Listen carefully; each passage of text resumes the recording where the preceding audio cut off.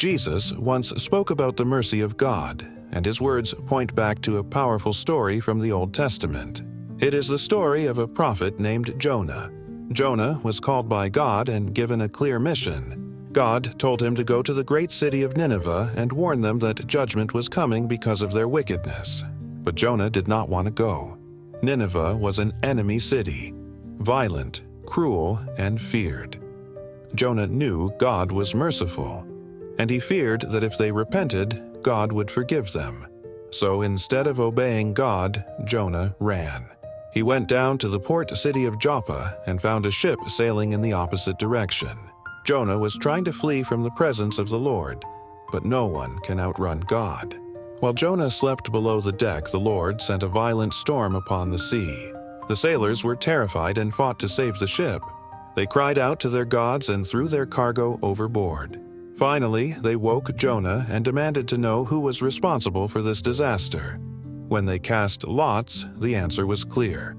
Jonah was the reason the storm had come. Jonah confessed that he was running from the Lord, the God who made the sea and the land. He told them the only way the storm would stop was if they threw him into the sea. With heavy hearts, the sailors did what Jonah said. The moment Jonah hit the water, the sea became calm, and the sailors feared the Lord greatly. But Jonah's story was not over. God appointed a great fish to swallow Jonah. For 3 days and 3 nights, Jonah was in the depths of the sea. And in the darkness, Jonah finally cried out to the Lord for mercy. On the 3rd day, the Lord commanded the fish, and it vomited Jonah onto dry land. Jonah now had a second chance. God gave him a clear command again. This time Jonah obeyed. He went straight to Nineveh and proclaimed God's warning. 40 more days and Nineveh will be overthrown. He declared. The people believed God's message. From the greatest to the least, they repented.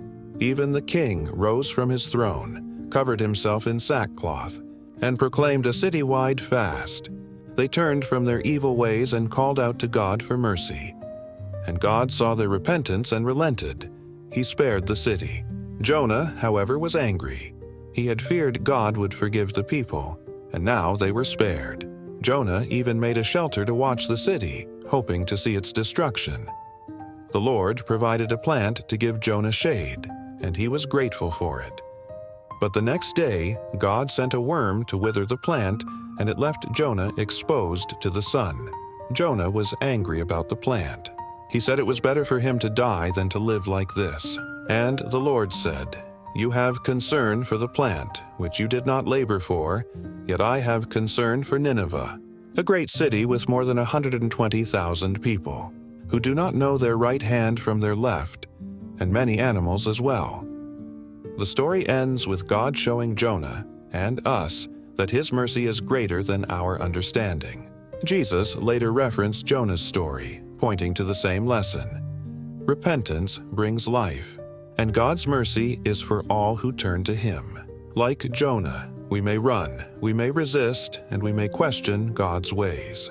But his patience and mercy are always there, calling us back, teaching us, and offering a second chance.